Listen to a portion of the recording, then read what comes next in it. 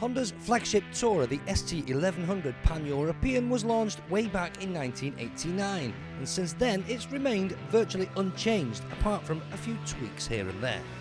It is of course the chosen bike for lots of professional riders, with many reporting trouble-free riding for well in excess of 100,000 miles. This then is the all-new ST1300 Pan-European, which Honda have just launched to the world's press here in the south of France. Existing owners were asked how they would like to see the current model improved, and the feedback was for more power, less weight, an adjustable screen and an adjustable seat. The style of this new machine is not massively different, but it is without doubt a much prettier bike with its smooth flowing lines and typically high level of finish. As you'd expect on any new machine, the 1261cc V4 motor is fuel injected, and of course it's brand new, as is every other component on this new bike.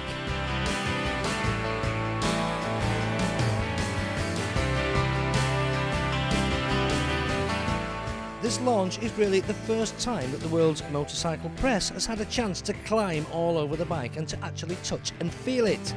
And it's always good to hear the first impressions of some of the other journalists, and to eavesdrop on one of the men involved with its development.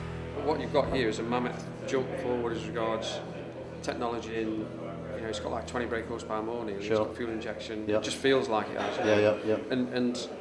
And I was saying to Adam, the best thing would have been to do, or would be to do when you get back and you get one, is to have a run on the current one and then jump on this. Sure. So, I mean, is it a subtle difference rather than a dramatic? Yeah, it is. Right, okay. Yeah. I think the controls are falling easily to hand, like. I bet it goes around. Tell me, Paul, what's your view of this new and improved version of the Pan-European? It just looks dead big compared to the old. It does actually, yeah, it does. Just looks big. More modern, but We saw it in NEC last year, and we saw it. Mine was up on a plinth, so it looked very grand, and we all went, "Wow, that's a big thing." Where's the button? It's got to be on the bar somewhere. Well, that control doesn't fall easily to hand. It doesn't. It's probably under the seat, man. It should be apparent, shouldn't it? It should, yeah. Unless this is just a show model or something, and it hasn't got the switch. It's hardly a show model if it doesn't show you where the bloody button to adjust the screen is it? Have you ridden it yet, Mark? Have you ridden? No. Ridden the existing one? No. Do you ride bikes? Do you ride bikes at all? Funny enough, yeah. Well, that was interesting stuff, I think you'll agree, from Dave Hancock, and he probably knows more about this bike than anybody else here today. That other guy, by the way, the lad with the funny accent, that's Chris Moss. He's a motorcycle journalist, and yes, before you ask, he is on a completely different planet to everybody else, believe me. But here it is. This is the new Pan-European, beautiful looking thing, as you can see. It is a brand new bike. Now, if the old one was so good that it stayed around for 12 years unchanged, why then suddenly change everything? Well, a kind of natural progression really, because of course we've got a new engine, we wanted more power and all the rest of it, so we've got a new motor. That has to sit in a new frame, so the frame has to be redesigned, and of course now it's aluminium instead of the old steel frame, so we've saved a bit of weight and we've upped the power as well. We wanted a seat that was adjustable. Well, this is a 3-position seat now. It's low, middle and high positions, so that has to sit on a new subframe. So you can see where I'm going, can't you? One thing leads to another, and not to dismiss the old bike in any way, but when you start redeveloping something and changing things and putting new things into it, you finish up with a completely new bike, and it is a brand new bike. As I say, gorgeous looking thing, and there's lots and lots of technological advancements in this bike. It's quite a high-tech thing, very sophisticated piece of kit, but more of all that blurb later on. I think the most important thing for now is to get on it and ride it.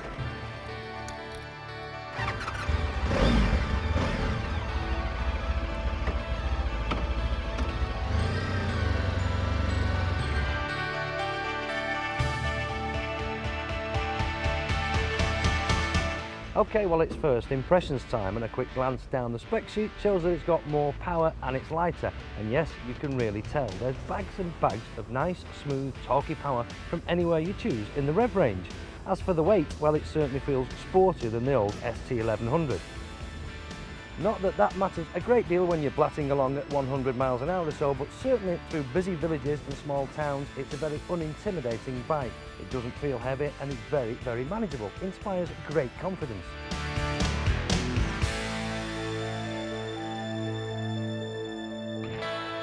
Well, you're impressed, aren't you? And so you should be impressed. This is a nice piece of kit, believe me. I can tell you that it comes in 2 versions. This one here sat in front of us is the standard version. It's the standard version because there's no ABS on it and there's no electric screen. Well, ABS, okay, personally I can live without ABS, I'm not bothered about that. But I will say that having ridden one with an electrically adjustable screen, I would definitely go for that option. £1,000 is the difference in price. This on the road is going to be about 10,300. If you want ABS, the deluxe model if you like, with ABS and electric screen, then it's going to cost you about 11,300, so it's £1,000 difference for that.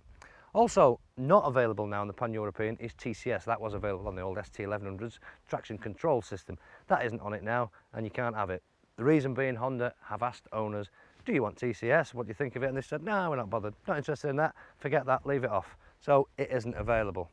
As I've already said, completely new frame, aluminium frame there, which means the engine is actually mounted slightly differently, but it's mounted further forward now. The engine is further forward, so there's more weight further forward, which means the seat can be mounted further forward, so the rider is further forward, which means the whole bike can be shorter. It's actually 50mm, which is only, what, a couple of inches.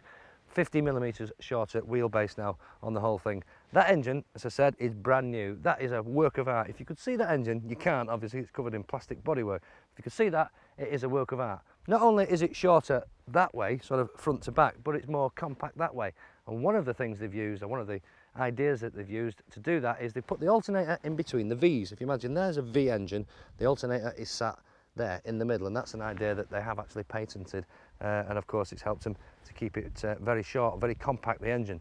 The fuel tank is new as well. That on the ST1100s was not a fuel tank. The fuel tank went down below, and at the top it just covered up the airbox. Now the fuel sits in all of that. It is actually a proper metal fuel tank, so you can put a metallic tank bag on it as well. Slightly bigger than before, only by a litre, 29 litres, which will give it a good touring range, more than equal to all of its competitors, better than I think most of them. But it doesn't all sit up at the top. 21 litres sits at the top, and then 8 litres sits down below. It's kind of split in 2 because you don't want 29 litres of fuel up there, because it's about the weight of 2 jerry cans, and that would not be a nice bike to ride. But it's the look of the bike that's going to appeal initially to buyers. I mean, nobody's going to buy anything if they don't actually like the look of it. Think it's ugly, they won't buy it no matter how good it's supposed to be. And I think this looks really, really smart. Nice lines, nice clean lines, very futuristic looking, very modern looking. The front of it with all these V's in it, they've sort of got this V theme going. The fairing there down into a V, it's carried through on the sides, there's V's there. And at the back as well, the tail light also is a V shape. Now you remember the old Fireblades with the fox eye headlamps. Said, oh yeah, fox eye headlamps. Well, I don't know who thought of that, but I've thought of a name for the tail light. I'm going to christen this, and I've not heard anyone say this yet. I'm going to christen that the butterfly shaped tail light, because it just looks like a butterfly, and I think it looks really smart.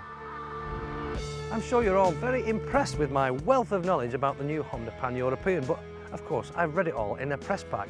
I hadn't really got my hands on the thing before today, and I've really only scratched the surface. There's loads of technology aboard, and it gets very, very complicated, but I won't even attempt to try and tell you all about that. But earlier I was fortunate enough to meet a man who's been involved with this bike for the last 5 years as a development rider.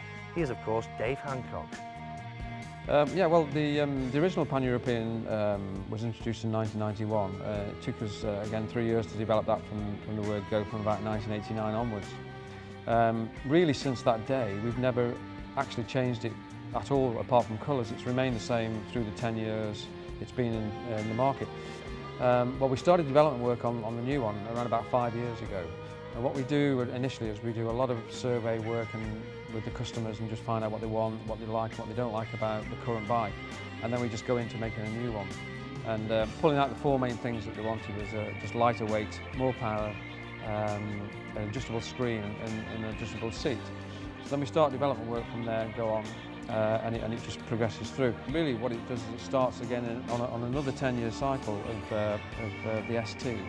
And the way we develop bikes is that we actually, within the machine, there is developments that we can do further on through the years. So actually, I'm sure it's going to last another 10 years and beyond that, really. It's a totally new bike. The whole thing is brand new. The chassis. There isn't one part really of the new ST that's taken from the old one. So it's a brand new machine. Well, there you have it, spoken from a man who knows. Now, apart from a high degree of comfort, Honda reckon they've built in a fairly high level of performance to this new machine. They say it's not dissimilar to the VFR. Well, after the break, we'll take the new Pan onto some very challenging mountain roads, and we'll be talking to some of the top UK bike journalists to see what they think of the new machine.